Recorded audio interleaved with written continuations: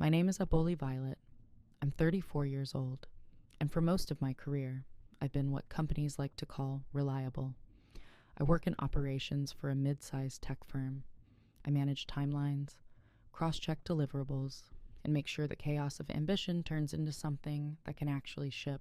People don't usually remember my title. They remember that I'm organized, calm, low drama. I'm the one who takes notes during meetings, the one who quietly fixes formatting before a presentation goes to the executive team, the one who replies with a summary when threads spiral into confusion. I've learned something about being that woman. When you are consistent, composed, and emotionally measured, people assume you are soft. When you don't interrupt, they assume you have nothing to add. When you don't defend yourself loudly, they assume you won't defend yourself at all. I don't correct them, not because I agree, but because I observe better when I'm underestimated. This story isn't about revenge, and it's not about office drama in the loud, cinematic way you might expect. No shouting, no slammed doors, no heroic speeches in glass conference rooms. It's about something quieter. It's about a missed deadline, an email thread, a deleted message, and one small detail someone forgot. He forgot I was CC'd on the original thread. When a coworker framed me for a missed deadline, he likely thought the story would settle the way stories like that usually do. The quiet woman absorbs the blame. The team moves on. The ambitious one climbs another rung. But what happened instead wasn't explosive. It was surgical. Over the course of a few weeks, something shifted, not in the office at first, but inside me. I stopped reacting. I stopped explaining. I stopped volunteering context that no one was asking for. And I started documenting. The emotional journey of this story isn't about humiliation or triumph. It's about clarity. It's about understanding the role people assign you and deciding, calmly, not to play it anymore. There were consequences, real ones, professional ones. Some people lost trust, some lost leverage. One person lost far more than he expected, and I didn't raise my voice once. I'm telling you this now because I know what it feels like to be perceived as small when you are simply composed.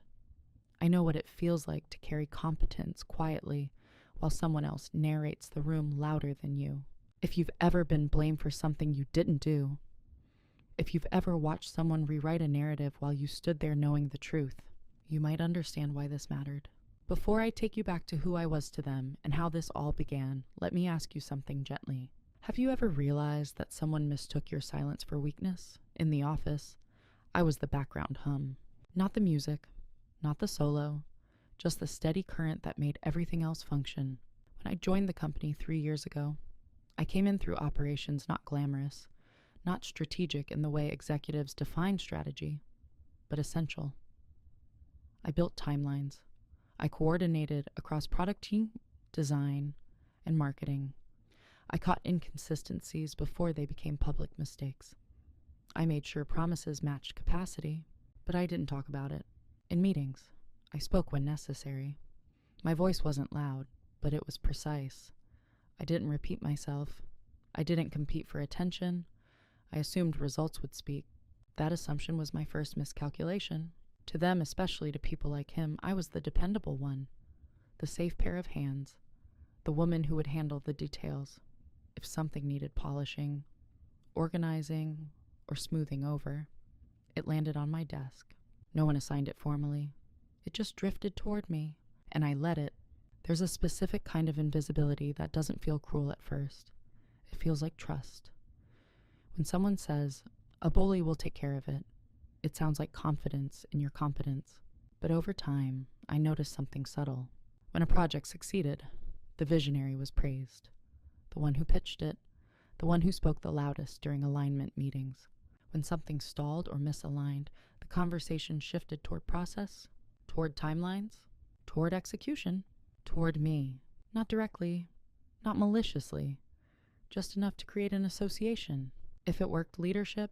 If it didn't, operations. I never argued. I believed that consistency would eventually be visible, that people who paid attention would notice patterns, that credibility accumulated quietly. He was different. He arrived about a year after I did, Confident, articulate, quick with numbers, and even quicker with narratives. He knew how to summarize a room in a way that made him sound indispensable. And to be fair, he was talented, but he also understood something I didn't prioritize. Perception is architecture. If you control the story early, you shape how every future event is interpreted. In meetings, he often reframed conversations right before they concluded. If we'd had clearer timeline visibility earlier, this wouldn't have slipped. It sounded collaborative. It sounded neutral. But the room would glance almost imperceptibly in my direction. I told myself I was imagining it. After all, I wasn't being attacked. No one was raising their voice. No one was assigning blame explicitly. It was softer than that. It was narrative drift, and I had unknowingly accepted the role of the steady, uncomplaining executor, reliable, detail-oriented, supportive, invisible. What they didn't know was that I wasn't passive. I was observant. I remembered who said what. I noticed when timelines shifted without documentation. I saw which ideas originated where before they were repackaged. I simply didn't weaponize that information, because at that time, I still believed integrity meant letting truth surface naturally. I didn't understand yet that in some environments, truth doesn't rise. It gets curated. So to them, I was harmless. The calm operations woman who would clean up the edges, send the recap email, and absorb friction without escalating it. They thought my silence meant comfort. They didn't realize it was an evaluation. And when the day came that a deadline was missed, and my name floated into the center of that conversation, it felt believable to them, because of who they thought I was, and because of the role I had quietly been assigned. I wasn't angry yet. I was watching. The first time it happened, it was so small that anyone else would have dismissed it. We were in a weekly cross-functional meeting product, marketing, operations, slides on the screen, deadlines in colored blocks, the kind of meeting where everyone nods a lot and half listens. We were discussing a feature launch timeline. I had circulated the draft schedule 2 days earlier. Clear milestones, dependencies marked, risks noted in a separate column. He leaned back in his chair, scanned the slide, and then said casually, "I think we may have missed a dependency here. Marketing wasn't looped in early enough." The room shifted. Marketing looked mildly surprised. I pulled up the original thread in my mind. I had, in fact, looped them in. 2 weeks earlier. There were replies, a follow-up, even a calendar holds. I opened my mouth to clarify, but before I could, he continued, "It's okay, we can adjust. I just want to make sure we tighten the process moving forward." It sounded constructive, forward-thinking, responsible. I felt the eyes flick toward me, not accusatory, just expectant. I could have corrected it right there. I could have said, calmly, "Marketing was included on May 3rd. I can resend the thread." But something about the tone, the ease with which the narrative was introduced, made me hesitate. If I corrected him immediately, it would look defensive, petty, as if I cared too much about a minor point. So I said evenly, happy to review that offline and clarify, and we moved on. After the meeting, I went back to my desk and opened the email thread. There it was, time-stamped, clear.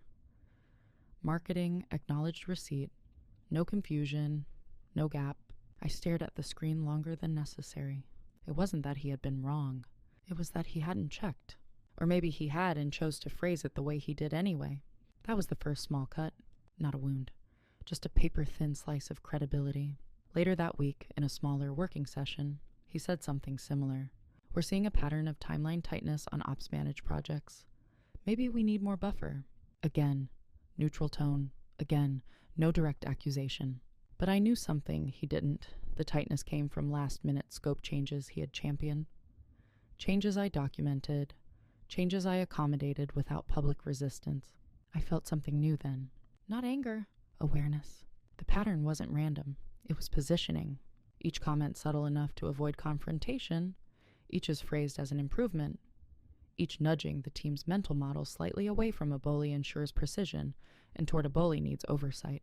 No one pulled me aside. No one expressed concern. In fact, several colleagues still thanked me for keeping things on track, which made it harder to articulate what was happening. Disrespect at full volume is easy to identify. Disrespect wrapped in professionalism is almost elegant. I told myself not to overreact. Offices are full of small miscommunications. People speak all the time imprecisely. I didn't want to become the person who tracks every sentence. But I did start noticing something else. He was always careful about when he introduced these corrections. Never in one-on-one, always in group settings, always right before alignment or executive visibility. The first small cut wasn't about the dependency comment. It was about realizing someone was shaping a storyline in public while keeping their hands clean. And I had just chosen not to interrupt it. At the time, I believed I was choosing grace. I didn't yet understand that I was allowing rehearsal. After the first few comments, I told myself it was situational. Stressful quarter, competing priorities. Everyone is trying to prove value before budget planning. It was easier to believe that than to believe someone was deliberately curating perception. So when it happened again, I rationalized it. And again, and again. It was never blatant. That's what made it effective. In a roadmap review, he'd say, "Ops will need to confirm this timeline is realistic." In a recap to leadership, we're tightening process gaps that caused some friction last cycle. Process gaps, friction, timeline realism. Each phrase is technically defensible. None is directly accusatory, but layered together, they formed a quiet architecture. I began noticing how often my work was described as reactive rather than foundational, as if I adjusted to the strategy instead of protecting it, as if I implemented rather than anticipated. The strange part, no one treated me differently one-on-one. Product managers still asked for my input early. Designers still messaged me privately to sanity check launch sequences. Even he, in private Slack messages, would say, "Can you take a look at this? You're better at spotting risk than I am." Better at spotting risk than I am? I read that line 3 times the first time he wrote it. In private, I was precise, trusted, valuable. In public, I was the variable to be improved. That duality confused me more than open hostility would have. I started asking myself difficult questions. Was I too quiet in meetings? Was I over-accommodating? Did I downplay my own contributions by summarizing instead of spotlighting? There's a particular fatigue that comes from auditing your own personality. I adjusted slightly. I began speaking up earlier in meetings, not defensively, just proactively. I clarified dependencies before someone else could question them. I documented decisions in shared folders immediately after calls. But something unexpected happened. The more prepared I was, the more subtle the narrative became. Instead of questioning timelines, he'd question an alignment visibility. Instead of suggesting process gaps, he'd frame it as an opportunity for cross-team improvement. It was like trying to hold water. Every time I secured one edge, the shape shifted. The most dangerous phase wasn't the escalation. It was the normalization. When the room starts nodding automatically at suggestions that imply you are incomplete. When no one intends harm, but no one questions the implication either.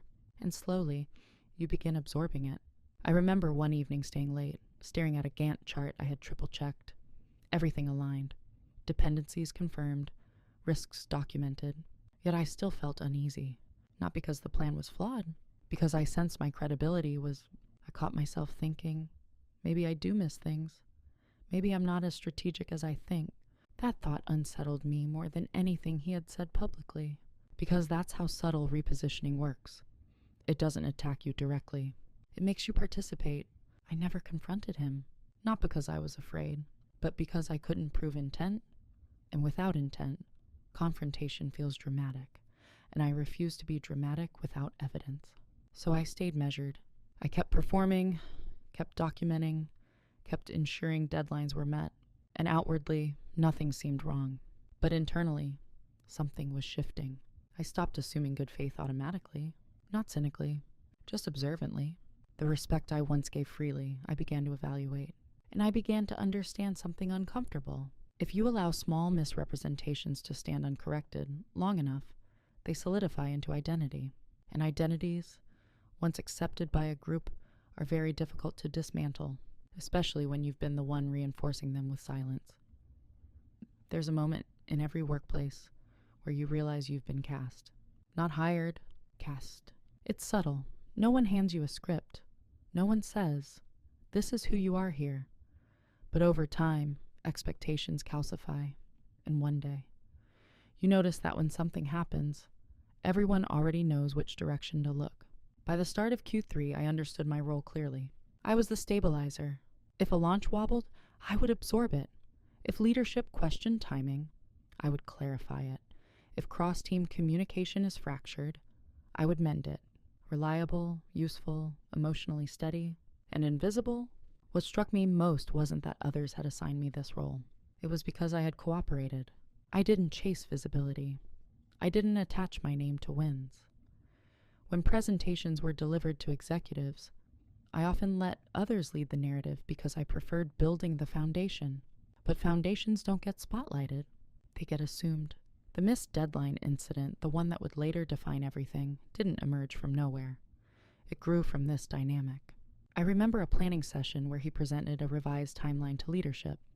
It was aggressive, ambitious, polished. I had already flagged privately that it required scope discipline. Those dependencies were tight, that a single late input could ripple across the schedule. He nodded at the time. We'll manage it. In the leadership meeting, he spoke confidently about velocity and optimization. When questions arose about feasibility, he said, Ops is aligned. I was in the room. That statement was technically true. I had aligned the timeline around the constraints given, but alignment is not endorsement. Still, I didn't interrupt, because I had learned my role: support, refine, execute. Afterward, I sent a follow-up email summarizing risks and contingency plans. Calmly, thoroughly, documented. No dramatics, no red flags in bold, just clarity. Weeks later, when early signs of slippage appeared not from operations, but from delayed stakeholder feedback, I flagged them immediately. Adjusted buffers, reprioritized internal tasks, quietly, and then came the conversation.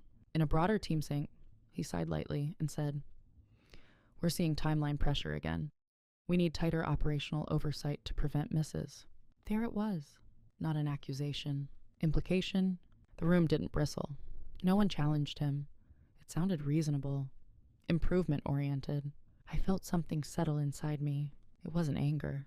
It was recognition. This was the role I had been assigned. The steady executor who needed guidance.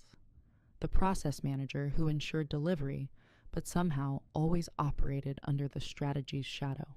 And in that moment, I understood something critical.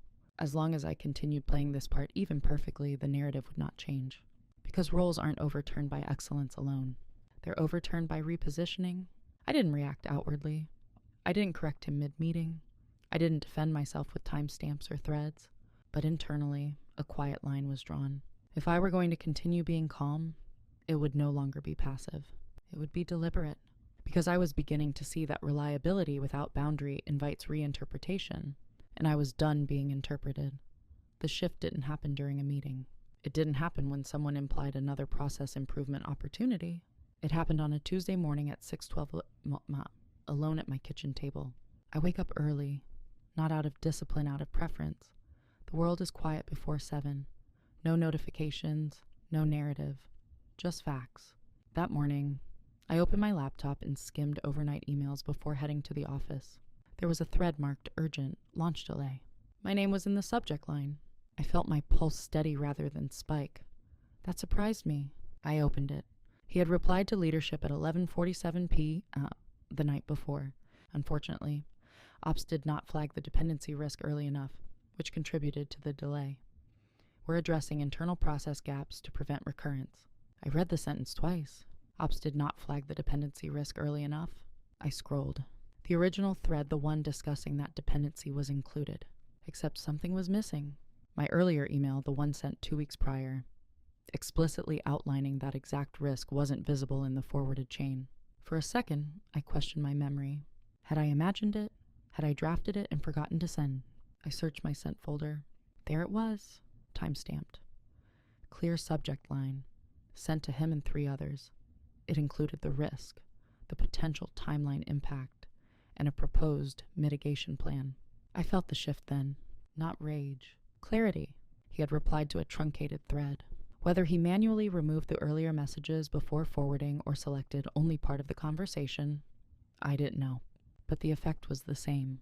The documented warning was absent, and the narrative had already been delivered to leadership. I closed my laptop and sat still. For the first time in months, I didn't rationalize. I didn't think, maybe it was accidental. I didn't think, I should correct this gently and move on. Instead, I asked myself a different question. What would happen if I said nothing? The answer came quickly. The storyline would solidify. Ops failed to flag the risk. Ops needs tighter oversight. Ops contributed to the delay. And because I had already been framed subtly as the reliable but reactive executor, it would fit. That morning, something inside me reorganized. Silence had been my default because I valued composure, but silence without documentation is surrender. And I had documentation. I opened the thread again, examined it calmly, compared timestamps, checked recipients, and then I noticed something small. On the original email I had sent weeks ago, I wasn't just in the thread. I was CC'd. He forgot I was CC'd on the original thread, which meant even if he altered what he forwarded, I still had the untouched chain in my own inbox, intact, unedited. I didn't forward it immediately. I didn't reply all in a burst of correction. Instead, I closed my laptop again, and for the first time, my silence wasn't about being gracious. It was about choosing timing. That Tuesday morning wasn't dramatic. I still went to work, still greeted colleagues, still attended meetings. But internally, I was no longer absorbing narrative drift. I was assessing leverage, and that's a very different posture. When I arrived at the office that morning, nothing looked different. Same glass walls, same muted carpet, same polite nods in the hallway. He even smiled at me near the coffee machine. Busy morning, he asked casually. Looks like it, I replied. My voice didn't waver. And that steadiness wasn't performance, it was decision, because now I knew something he didn't. I had the complete thread.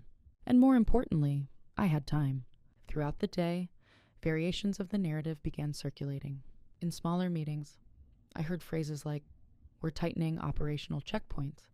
In Slack channels, we're reviewing how risks are flagged. No one attacked me directly. No one pulled me aside to reprimand me. But the implication moved quickly. Ops missed it. Ops will improve. The fascinating part was how efficient it felt. A single sentence sent late at night had repositioned responsibility without confrontation. And for the first time, I didn't feel confused.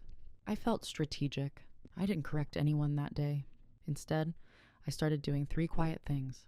First, I archived every version of the thread, original, forwarded, screenshots with timestamps, not emotionally methodically. I labeled the folder simply Launch, Dependency Risk. Second, I replayed the sequence of events in chronological order. When I flagged the risk, who acknowledged it, when the scope shifted, when feedback was delayed. I wasn't looking for vindication. I was building a timeline. Third, I observed behavior. He seemed relaxed, confident, even slightly energized. In a mid-week sync, he spoke about owning mistakes collectively and improving cross-functional transparency. It was elegant. If I had reacted immediately, forwarded the missing email in a burst of correction, I would have looked defensive, emotional, reactive, and that would reinforce the subtle narrative ops scrambling after a miss. So I did something that felt unnatural at first. I let the narrative breathe. Not to surrender to it, to let it settle publicly, because narratives that settle publicly can be dismantled publicly. The difference now was that my silence was no longer compliance. It was positioning. I began tightening my own processes even further, not because I had failed, but because I wanted zero ambiguity moving forward. Every flagged risk was now summarized in shared documents. Every mitigation plan was acknowledged in writing. And I noticed something interesting. When you stop defending yourself verbally and start documenting impeccably, the tone around you shifts. Colleagues began referencing my notes more frequently. Let's check Aboli's summary.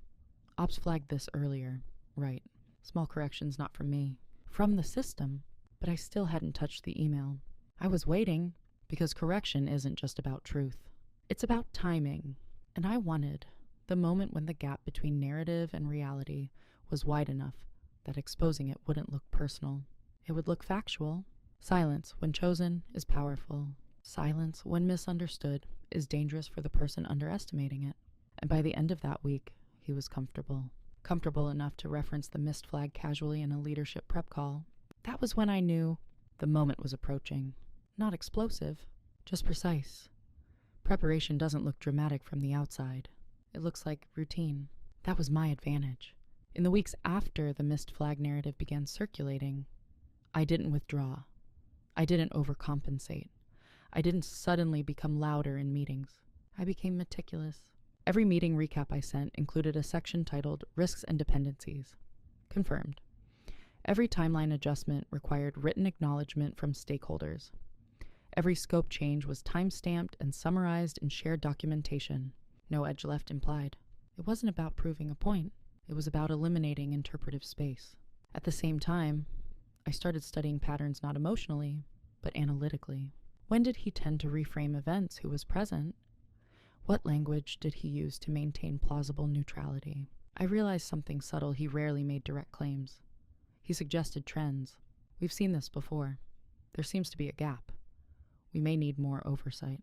Those phrases are almost impossible to challenge without sounding combative. They're framed as improvement, not accusation, but they carry weight. So I did something equally subtle. In leadership prep documents, I began embedding historical references. Dependency risk flagged on May 3rd, see attached thread. Scope adjustment acknowledged by product on June 12th. Mitigation plan agreed upon in working session notes linked. No commentary, no emphasis, like just quiet citations. The effect was gradual. In one meeting, when he said, "This risk wasn't visible early enough," the VP paused and said, "I thought ops flagged that in May." He smiled lightly. "Yes, but I didn't interrupt. I just pulled up the shared doc on the screen and scrolled to the timestamp. Not dramatically, just matter-of-factly. The room adjusted. That was the first micro shift. What they never noticed was that I wasn't just defending past work. I was reshaping the present perception of process ownership. Colleagues began looping me in earlier, not because they felt sorry, but because my documentation created stability. Stability feels safe. Executives gravitate toward it instinctively. And I noticed something else. He began speaking slightly more carefully, not cautious, just aware. The comfort he had displayed the week after the email incident softened. His phrases became more qualified. "We'll double-check timelines with ops. Let's confirm historical flags." I still hadn't forwarded the deleted email. I was letting the ecosystem recalibrate on its own first.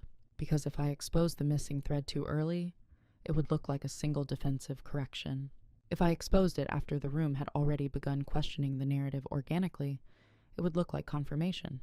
There's a difference between reacting and revealing. Preparation is about controlling which one you're doing. Behind the scenes, I also requested access logs from our project management tool under the pretense of optimizing workflow reporting.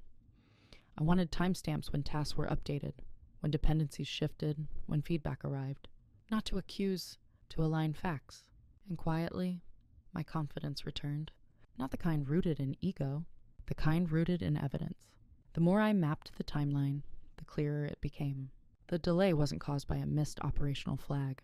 It was caused by a strategic scope expansion introduced late championed publicly and underbuffered intentionally, which meant the narrative wasn't just incomplete. It was inverted. What they never noticed was that, while they were discussing process improvement, I was building an irrefutable chronology. And chronologies don't argue. They expose. I didn't feel triumphant. I felt calm, because once facts are organized, decisions become simple. And I was almost ready to make one. The moment of clarity didn't arrive with adrenaline.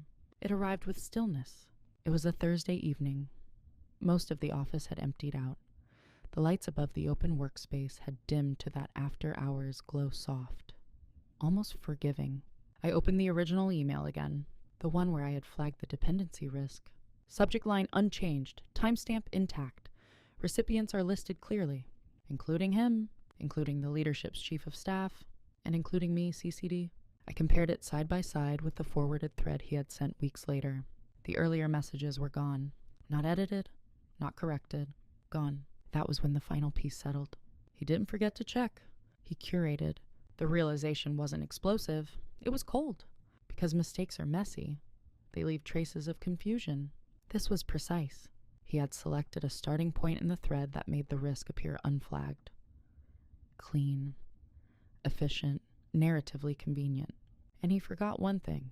He forgot I was CC'd on the original thread, which meant I had the untouched version, not reconstructed, not pieced together, but intact. Timestamp proof that the risk had been clearly outlined and acknowledged. I leaned back in my chair and closed my eyes for a moment. I wasn't celebrating, I was evaluating. Leverage is dangerous when driven by emotion. It becomes revenge. It becomes messy. It exposes more than necessary. But leverage driven by clarity is different. It's a choice. I asked myself 3 questions. First, what outcome do I want? Not vindication, not embarrassment. I didn't want him humiliated in a meeting. That would only escalate tension and fracture trust across the team. Second, who needs to see this? Not everyone. Exposure is not power. Precision is. Third, what is the cleanest way to restore truth without theatrics? That question guided everything. I drafted an email. Not to the full team, to leadership, subject line clarification, dependency risk timeline. Inside, I wrote 4 sentences. Calm, factual, no adjectives. I attached the original thread in full. I highlighted the specific message where I had flagged the risk. I noted the date. I noted the acknowledgement. And I ended with, happy to walk through the full timeline if helpful. No accusation. No mention of omission. Just clarity. I didn't send it immediately. I saved it in drafts. Because timing still mattered.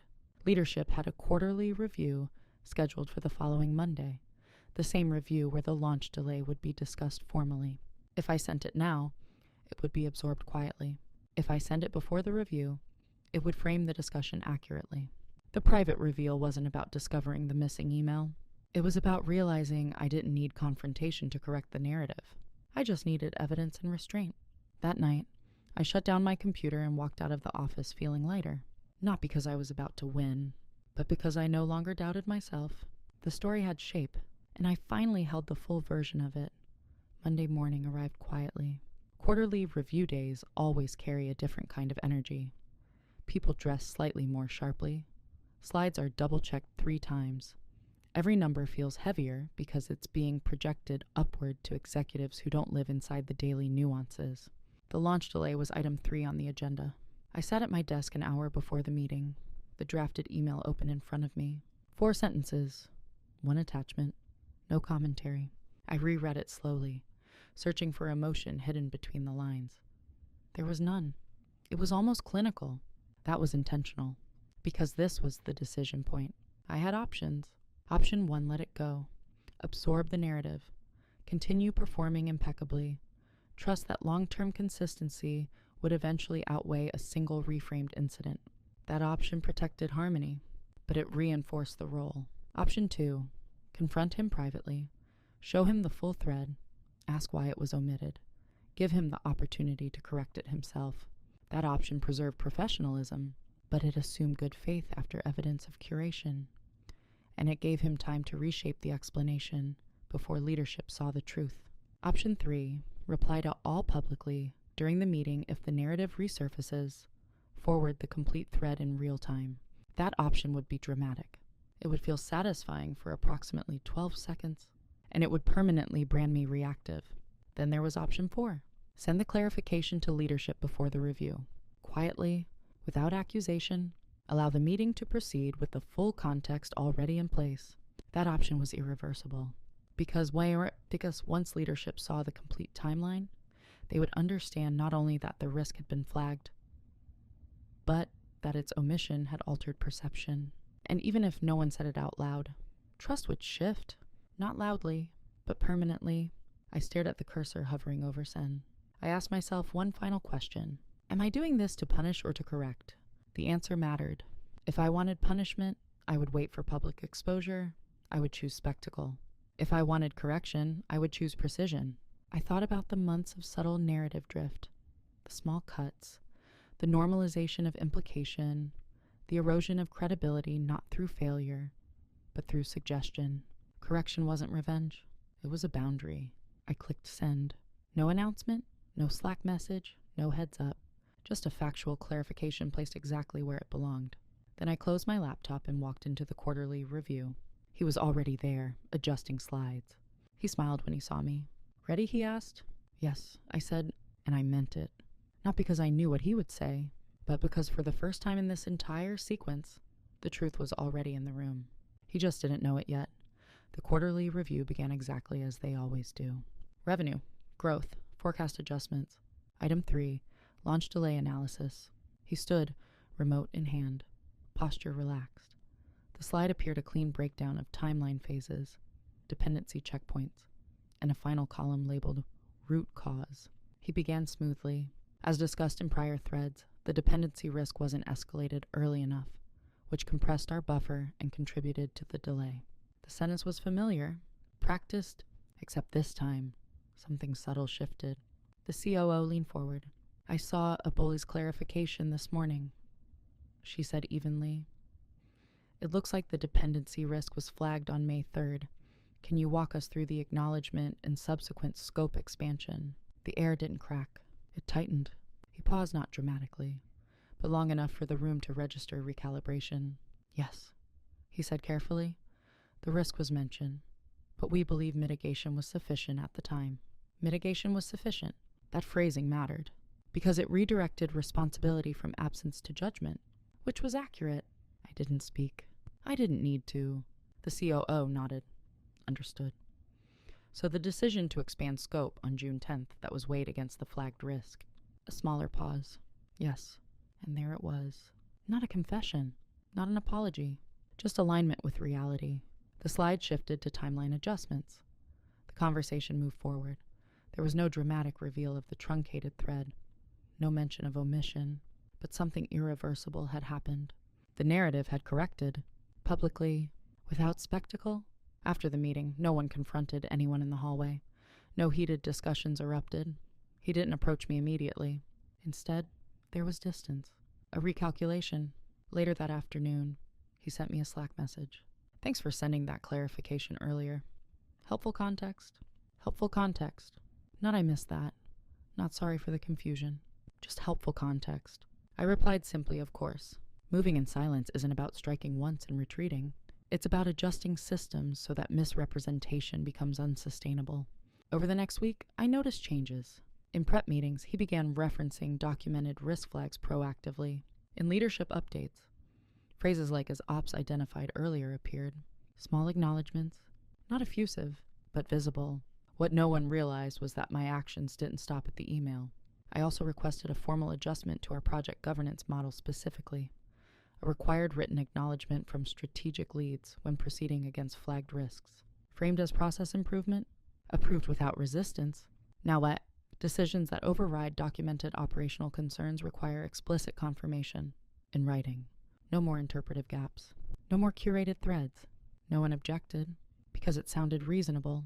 And it was, by the end of the month, the delay was old news. But something else had shifted quietly. Trust flows toward clarity. And away from ambiguity. He still held his role. His influence didn't vanish overnight. This wasn't a cinematic collapse, but his narrative leverage had narrowed. Because once a curated omission is exposed, even gently future curation becomes riskier, and risk-averse professionals adapt quickly. I didn't feel victorious. I felt stable. The truth hadn't exploded. It had settled. And sometimes, that's far more powerful. Consequences in professional environments rarely arrive with announcements. They show up as subtle reassignments of gravity. In the weeks after the quarterly review, no one referenced the email directly. There was no post-mortem debate about who said what, no HR involvement, no dramatic escalation. But something had shifted beneath the surface. I noticed it first in meetings with leadership. When timeline discussions emerged, eyes turned toward me, earlier not to defend, but to anchor. "Aboli, what's your assessment? Ops flagged risk on this, do we proceed?" The language changed, not from correction to praise. From implication to consultation, it wasn't louder, it was steadier. He noticed too. In cross-functional session, he began qualifying statements more carefully, based on ops documented assessment, as noted in the May 3rd thread. The timestamp appeared more than once. That detail wasn't accidental. Once leadership has read a receipt, it lingers. And here's the part no one talks about. When someone realizes their narrative maneuver didn't land the way they expected, they don't always react outwardly. They recalibrate internally. His confidence didn't collapse. He was still articulate, still strategic, still respected. But there was a new caution woven into his tone. In one meeting, he proposed an aggressive timeline again. Before I spoke, he added, "We'll ensure risk flags are fully reviewed before committing." A subtle concession. It wasn't about me. It was about self-preservation. Trust, once slightly destabilized, doesn't shatter. It thins. And when trust thins, influence must compensate with transparency. I also began receiving more direct communication from the COO's office. Not extraordinary, just inclusion. Requests for process documentation, invitations to pre-alignment sessions, quiet signals of where confidence was consolidating. No one announced, "We misjudged you." No one apologized for weeks of narrative drift, because that's not how these environments work. Correction is rarely verbal. It's behavioral. The most telling moment came during a strategy off-site. In a breakout session, someone casually said, "We need stronger operational oversight to avoid repeats." Before I could respond, another director said, "Ops flagged the last one." The decision was strategic. The room moved on. No drama, no tension. Just factual correction from someone else. That's when I understood the real consequence. I no longer had to defend my credibility. The system had absorbed the truth. And once systems absorb truth, individuals adapt around it. He never confronted me about the email. Never asked why I didn't speak to him first. Never accused me of escalation. Because there was nothing to accuse. I hadn't attacked. I had clarified. The consequence wasn't humiliation. It was a limitation. His ability to reshape timelines without documented accountability was narrowed. His ability to identify operational gaps without challenge weakened. In my role, it hadn't become louder. It had become defined. I still sent recaps, still built timelines, still flagged risks. But now, when I did, the room understood that those flags weren't suggestions. They were anchors. Consequences don't need volume, they need permanence. And permanence had quietly taken root. The moment he realized it was irreversible didn't happen in a big meeting. It happened in a smaller one. 2 months later, another initiative was under review. A different launch. Higher visibility, more executive scrutiny. He had proposed an accelerated timeline, again ambitious, persuasive, clean. Before leadership approved it, the COO asked a simple question. Have we documented a risk acknowledgement from ops this time? Not accusatory, routine, but loaded. He glanced at me briefly, not hostile, not pleading, just aware. Yes, he said, we'll make sure it's formally captured before final sign-off. Make sure. Before final sign-off. That phrase would not have existed 6 months earlier. The governance adjustment I had quietly introduced, written acknowledgement, when proceeding against flagged risks, was now standard. It was no longer my safeguard. It was the company process. And here's the thing about process. Once institutionalized, it doesn't roll back easily. He couldn't casually compress buffers anymore. Couldn't reframe flagged risks as hindsight gaps. Every strategic acceleration now requires explicit acceptance of the trade-off. In writing, that's when the subtle panic began. Not visible panic. Structural panic. Because influence built on narrative flexibility doesn't thrive under documented constraints. I saw it in the way he approached me before meetings. Can we align offline before I present? Just want to ensure we're synced. Synced. The word felt different now. Not collaborative. Protective. In one private conversation, he said, I think sometimes leadership over-indexes on documentation. It slows momentum. I looked at him calmly. Documentation protects momentum, I said. It just makes trade-offs explicit. He didn't argue, because arguing against documentation would sound reckless. The truth had done its quiet work. There was no dramatic fallout. He wasn't demoted. He wasn't reprimanded publicly, but something intangible had shifted permanently. When executives evaluate leaders, they look for judgment under pressure. And once a curated omission is exposed, even gently, it becomes part of their internal assessment model. Not a scandal, a data point. Too late to fix. Trust doesn't snap back because you start behaving better. It recalibrates around memory. The missing email wasn't discussed again. It didn't need to be. It existed in inboxes, in archived threads, in leadership awareness.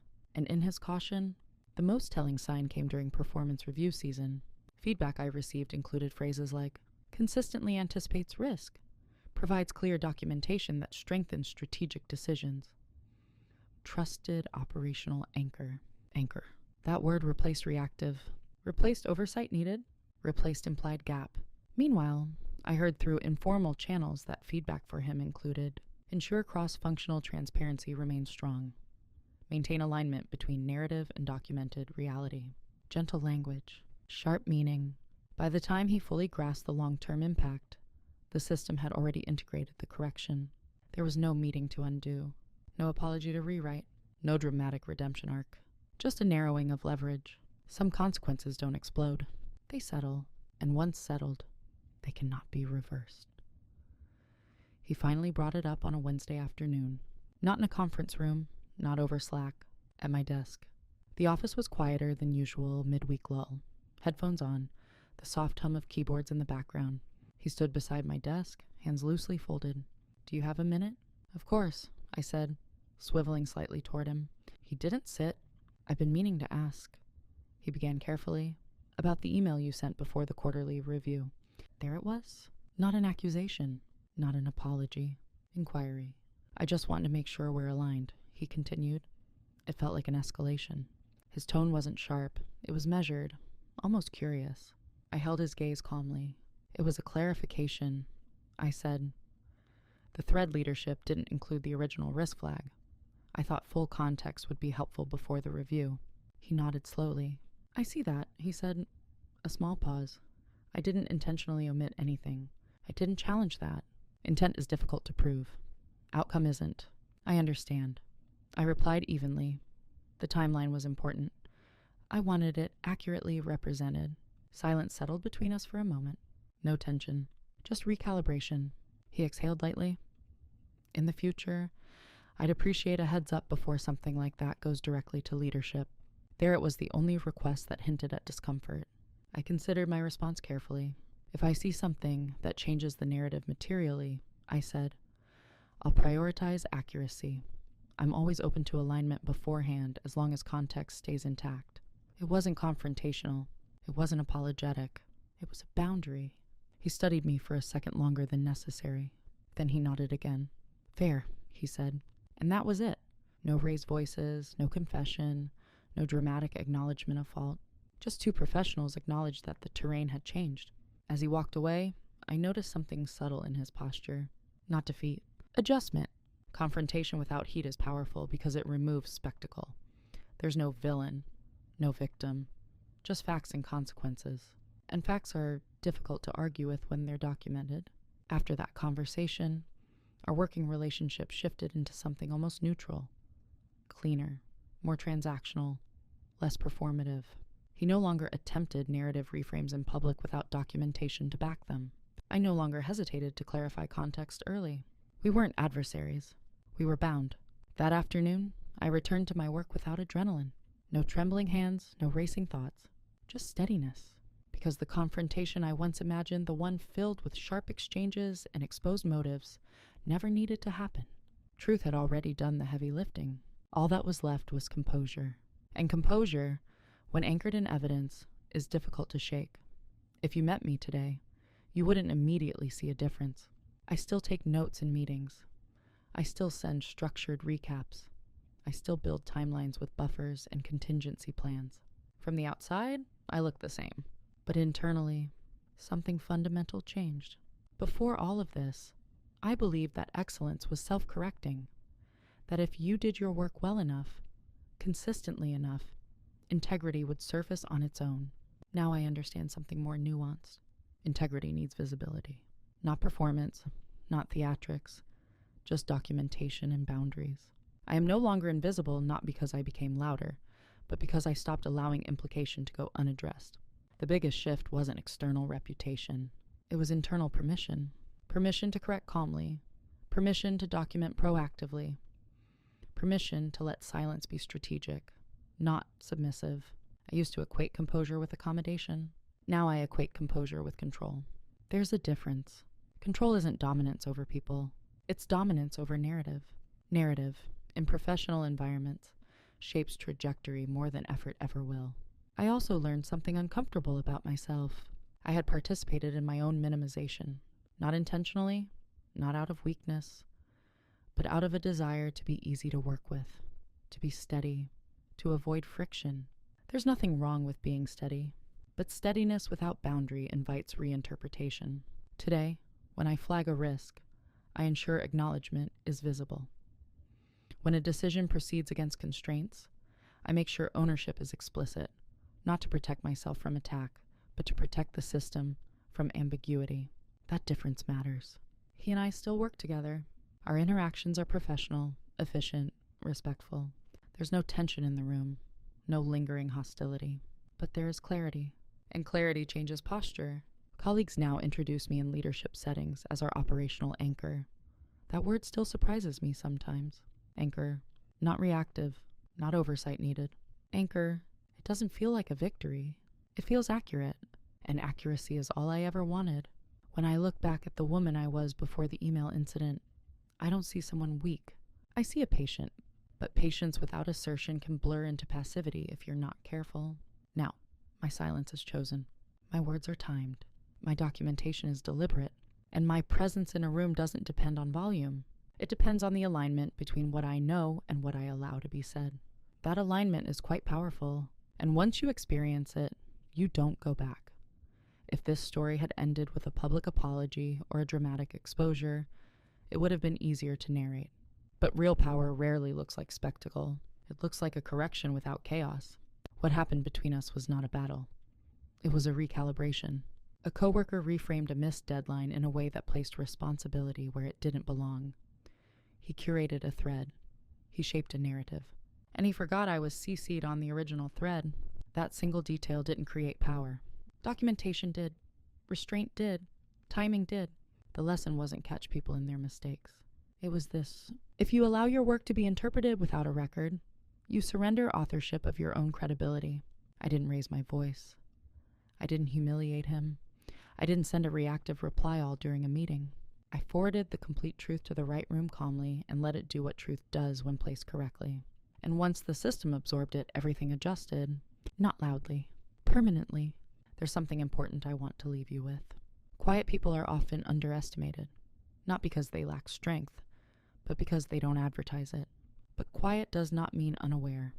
Calm does not mean incapable. And silence does not mean surrender. Sometimes it means preparation. If you are in a space where your credibility is being shaped by implication rather than fact, ask yourself, are you reacting or are you documenting? Are you trying to win the moment? Or are you positioning for accuracy? You don't need revenge to restore balance. You need clarity and the courage to let it stand. I'm curious, have you ever held evidence that could change a narrative about you?